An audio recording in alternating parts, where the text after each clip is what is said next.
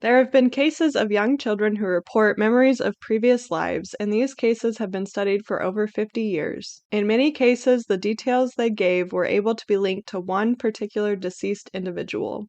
With each link to a previous life, the idea of reincarnation gains more and more momentum. Today, we're diving into one of the more compelling cases, the case of James Leininger.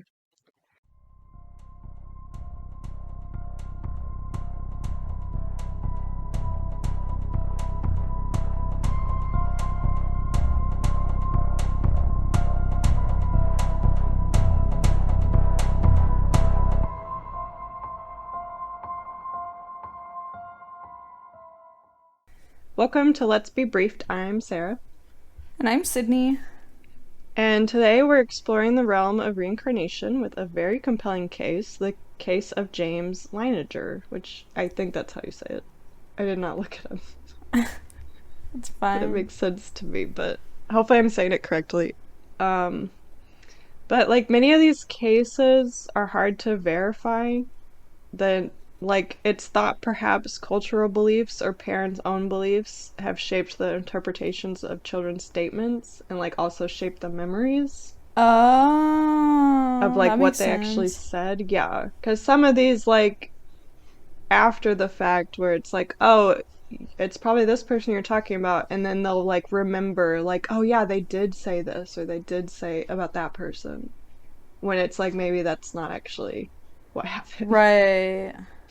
But that's not the case for this one. So, what do you think about reincarnation first? Uh, I guess this is hard because, like, I believe things that I also don't believe. But, like, I do think that we reincarnate and, like, ooh, we're gonna get spiritual. Like, are meant to, like, learn karmic lessons and stuff like that. But I don't know that I believe that we remember. I don't know. I really like I'm torn on this because I would like to believe it and I think that it's a really like compelling afterlife that you just get to do it again, but Yeah. also I don't know what I actually believe happens when we die. So like I don't know. I guess I don't know. Okay. That's fair. I mean, I think I'm kind of in the same boat. Like reincarnation, if you like didn't do everything you wanted to do, or you think you have more to contribute or something like that could make sense. Or like learn. Like I feel like a lot Yeah, of the stuff with reincarnation, especially like spiritually, is like you have lessons that you need to learn that you get out of every lifetime, and then when you've learned all of your lessons you become like enlightened and go on to the afterlife. right. Yeah, I think I could see that too. Or like you have to untangle your karma of other lives and stuff. Yeah. But I mean, I think some people could maybe remember parts then, Right. but that kind of defeats the purpose if you do remember. But Yeah, but like there are stories, like I don't know that I'm super familiar with this exact story, but I know that there are lots of stories of people knowing things that they couldn't have known. right. Yeah, and then how do you explain that? But Right. um yeah, that's kind of like this story. It is like okay, if it's made up, how can you explain these things? So well, let's get into it. But James Leininger is an American child born April 10th, 1998. He's the son of Bruce and Andrea Leininger from Louisiana. And beginning at the age of 2, he started having intense nightmares of a plane crash, and then he started to describe being an American pilot who was killed when his plane was shot down by the Japanese in World War II. Okay, so he gave details that included the name of an American aircraft carrier. He said the first and last name of a friend who was on the ship with him, and like location and other specifics about like how he crashed. So his parents eventually discovered a close correspondence to a World War II pilot who was also named James. So James M. Huston Jr. Ooh. Yeah, so like we can get into like what exactly he said and like the timeline of how he said it. And all of these are like I found a case study that was published where like all of the things that he talked about, he said like before they found out about this World War II pilot. Okay, so like, okay. Yeah, so it's like verified that like afterwards he did say this before they knew this person's name. So, in February 2000, so he's uh almost 2 years old, and his father took him to the Kavanaugh Flight Museum outside of Dallas, as they were living in Texas at that time. And James was drawn to the planes, particularly the World War II exhibit, and they stayed for like 3 hours. And then they bought him a couple like toy planes and a video on the Blue Angels. And he like watched this video like over and over again as 2-year-olds would when they're interested in something. Yes. But like this kind of kicked off his love of planes, or maybe it reminded him of like his past life with planes. But like this video and stuff could have led to some of like the knowledge of planes that he started talking about later, but like the video was not a source of information for World War II specifically, since the Blue Angels were created after the war. Okay, so it's not like this video somehow taught him. Yeah, about like the battles of World War II and stuff, and like airship carrier names and all that. So, um, so yeah, they went again to the museum in the spring, which he was super excited about, but then he grew quiet at the hangar that housed the World War II aircraft, and like after this trip, he would start saying airplane crash on fire and like slamming his toy planes like nose first like into the coffee table. Oh, So it kind of triggered him, I guess, the second trip to yeah. the museum. And like around that time too is when he started having the nightmares. So at first, like he would just scream out, during the nightmare, but then afterwards he would start saying stuff during his dream. So he would say, "Airplane crash on fire, little man can't get out." So he, Oh, yeah. And like these went on for months. Like, I mean, these kind of went on for like over a year actually. And he had them like 2 or 3 times every week. So not daily, but very but like that's a often. lot. Yeah, it is a lot. And for him to keep saying like an airplane's on fire and all that is kind of, but Yeah. could have come kind of from, but I don't think The the movie museum. Could he had, have overheard someone say something at the museum right. I guess that's possible, but like to be just able to overhearing repeat it? something, Yeah. yeah. Like just overhearing it once and then it getting stuck in your brain, I guess that's possible, but there's more that's harder to explain, um but like during the nightmares and stuff, he had started like his parents would ask him about it and stuff, and he started like talking to his parents about what he was seeing in the dreams, and like he was saying these were memories of events like that he had. Oh. And he said his plane had crashed on fire and then had been shot by the Japanese. And like 2 weeks after he said this, he then said his plane was a Corsair plane, which was a fighter plane that was developed during World War II.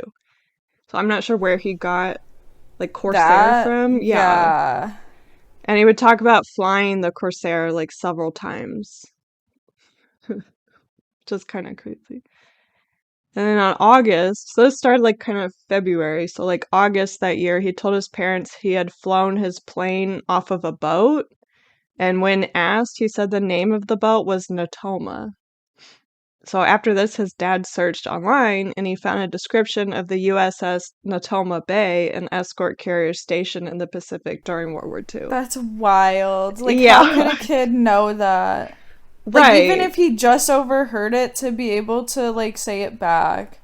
Yeah, and say like that's where my plane took off from. Like it could have been a different type of boat, like that it's an actual Right. airplane carrier too is like, Right. yeah. And his parents would ask him like numerous times, like, what's the name of the little man, like, in your dreams? Because he kept saying little man, so it's like, who is that? And he would always reply with either me or James, which once they found out that this pilot was also named James, it made sense, but Right.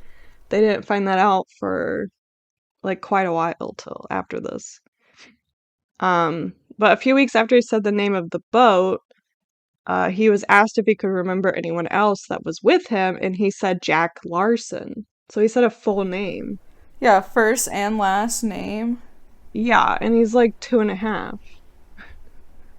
So that's kind of Right. crazy. And those aren't words a 2.5-year-old like just knows, like Jack Larson or Natoma, like any of that. Right, Like those aren't words in a 2.5-year-old's vocabulary. right. And it's not like his parents talk about it. Like they're not like history buffs or like Or obsessed with World War yeah, II. Yeah. So yeah, when he was 2.5, his dad was looking through a book that he was planning to give like to his own father for Christmas, and it was called The Battle of Iwo Jima, 1945. So while his dad was looking through this book, James pointed to a photo showing an aerial view of the base of the island where the dormant volcano Mount Suribachi sits, and he said that's where my plane was shot down. that's crazy. Yeah.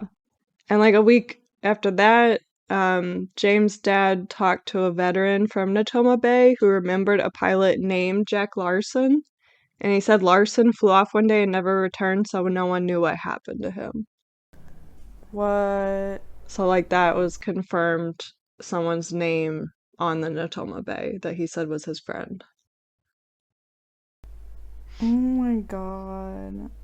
Yeah. And like, yeah, he's still having nightmares after this. Like, it's been 6 months. So eventually his parents contacted Carol Bowman, who had written a book about children's past life memories. So, like, she gave them advice, so his parents started to acknowledge that the events he described had happened to him, but that they were in the past and like it was different now and he was safe now. And like after they talked to him like through this, then he said the nightmares like became less violent and they were also less frequent. It's kind of sad. So that seemed to help a lot. Yeah. I mean, he's dealing with trauma if it's actually Right. And like like how to you be so died. young Yeah. and try to figure that out. I wonder why they Right. didn't reach out to a psychologist.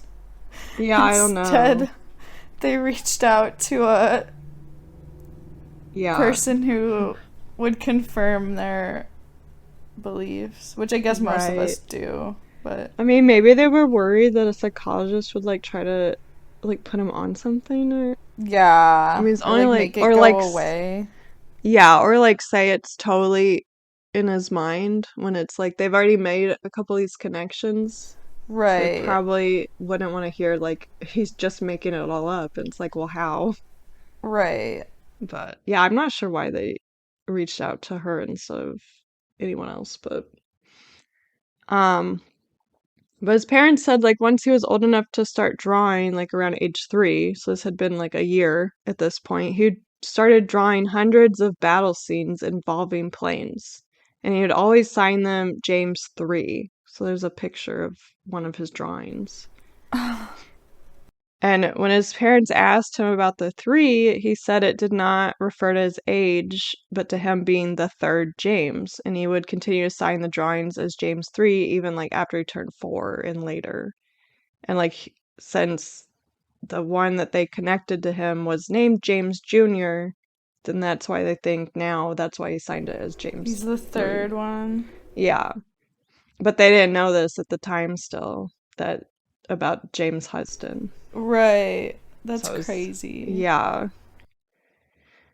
And then in June 2002, his parents were interviewed by ABC for a program called Strange Mysteries. And at the time of the interview, James Huston still hadn't been identified yet. So there like can be a comparison between what they were said on the tape versus what was revealed later to be James. So these are like the compelling things that he said that turned out to be correct or mostly correct. So yeah, he reported that before I was born, I was a pilot, and my airplane got shut down in the engine and it crashed in the water, and that's how I died. And this was verified to be Heston.